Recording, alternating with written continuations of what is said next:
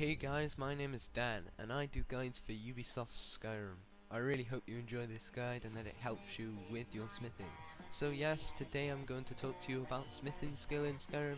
So I've made the video into a few different pieces to make it a bit easier. These sections include what are the benefits of training smithing, equipment, training, and are there any bad things about smithing. I normally do this for all my videos as it makes you get to know how I lay it out, and it's easier and you can understand it much clearer.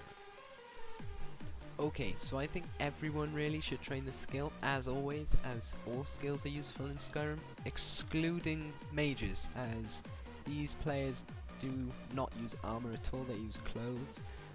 However, if you are a battle mage, I do recommend training it as you do use heavy armor. Other than that, warriors should use this as a main skill along with berserkers and knights, as their armor is vital in combat for these styles. Remember not to make it as high as the heavy armor, that is important as well to remember. Other skills can benefit a bit from this, but it's more of a secondary skill rather than a primary skill, which is a first skill. Once you 30, gosh. You can choose up to 2 paths with your smithing. The first one is light armor, which can be located on the left side of the tree, and the right one is your heavy armor. However, at the top there is dragon armor, which is light and heavy, called dragon scale and dragon plate. You can obviously tell probably which one is which. Okay, so lastly I'm going to talk to you about putting magical spells on these. So putting magical spells on these is really going to help you in battle because they do burn damage, frost damage, stamina damage. There's loads of things and I could go on forever, which is really cool. And also they can be put on armor, which is really awesome. And remember guys, make note of what you're going to do before you do battle and what type of armor you will need. So for example, if I'm in a cave, I will need probably heavy armor unless it is a big cave. But for travelling and exploring, I recommend using light armor. So basically anything indoors, heavy armor, anything outside, light armor. Also remember, boss battles, you're better off using heavy armor, such as on dragons, unless dragons are flying away.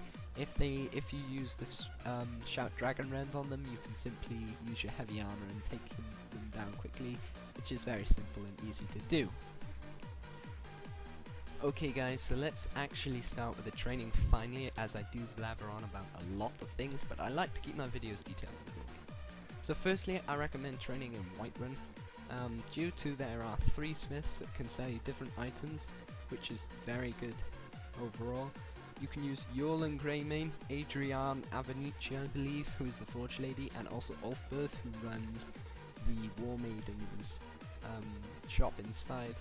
If you want to know why they call it War Maidens, because I'm that sad, it's because it was Adrian's nickname as a child because she was so good at the smith. Okay, so that's just a little tip, and maybe well, it's not really a tip, but it is cool. Okay, so let's start. So I have 2 training methods as always, however these are very similar, and there's no like big difference between them, so it's just an extra, just do both pretty much. So these will both cost you a lot of gold, but they will help you in the future. Make sure to keep your smithing very similar to your combat and your main combat and your combat level and your overall attack.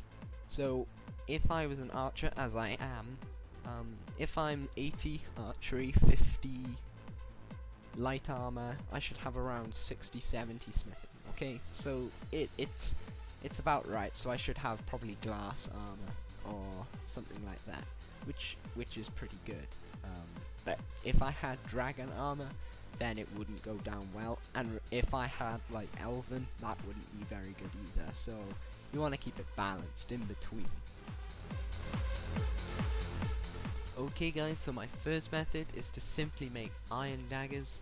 These are really simple, and all you need is 1 iron ignet, or bar as I call it, because I don't like the word ignet to be honest, and 1 leather strips. I don't know why they call it leather strips, but it's called leather strips, but if there's 1 it's leather strip, but there's a few of them, so it's a bundle.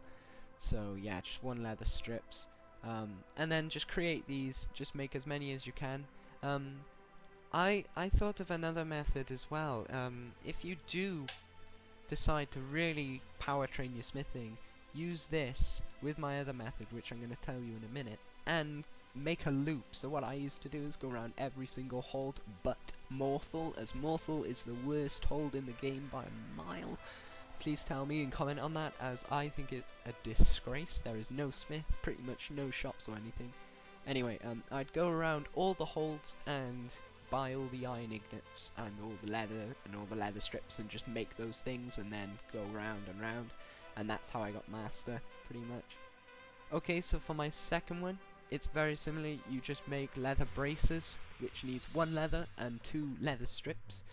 This is pretty much the same experience to iron daggers after the update, and using both these methods are going to really increase it, as you're going to have an extra, you know, you'll have 2. So I normally make my iron daggers first, then make my leather braces, because if I do not have enough leather strips, I can just make some more leather strips with the leather.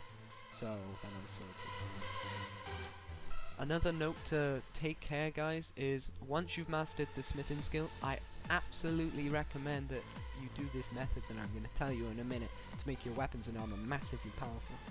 All you have to do is have a decent alchemy skill, and some perks will help it increase by the potion being much stronger, and yeah. So you will need to make smithing potions, which is kind of obvious, and then upgrade your armor or weapon or whatever on a armor stand or a grindstone. Okay, so the ingredients for this potion are blisterwort, glowing mushroom, saber cat tooth, and spriggan sap. So once you have these to make your potions, make as many as you can. Obviously, the more you have, the better it's going to be. I think I'm 70-ish alchemy, and mine's around 30% or something, and it lasts for 35 seconds, so it's really cool. You can fly in blisterwort anywhere, but I normally buy that from an alchemist. Glowing mushrooms can be found in caves and tombs. Saber cat tooth can be found by killing a saber cat, which is located in woodland areas like Whiterun. And finally, spriggans can be found around Markarth and Falkreath. Okay guys, so my final thing is how smithing can be bad. There aren't many things, but I did find something that's relative to smithing, as it is armor and weapons. However, it is not the smithing skill itself, apart from that update, which is quite annoying. But apart from that, it's clean, and it's just this little thing, okay? So this little thing is, if you have played other Elder Scrolls games such as Oblivion, you'll remember how you could preview your character in the infantry or items menu. I would really have loved to have this feature in Skyrim, as well as having the individual items, which would be cool, so you could preview your character with these things on. These are available in a lot of games now. Before you even buy things, you can preview them on your character, which would be a cool thing as well. So I could preview, for example, my Daedric or even my Dwarven armor before I even make it, to see what it looks like, which would be cool. And then you can make it and then go to your infantry or items, and then when you put it on, there should be next to the item there should be a character, and then next to that you should have an option where you could choose if you wanted to go on the character, and you could press R3, which is the PlayStation controls. I only know PlayStation controls, guys. I'm not mainly PlayStation gaming. I only had I used to be, and then I got a good PC, and then I just never looked back. So I just play Skyrim because of my level 70 plus legit, almost a lot of mastered skills. So I want to keep that account. That's pretty much why I've got it. So apart from that, guys, it's clean, and I really hope you like this video. Comment on it. Please tell me what you think of anything in the video. Give your opinion. Thanks, guys, and I hope to see you around.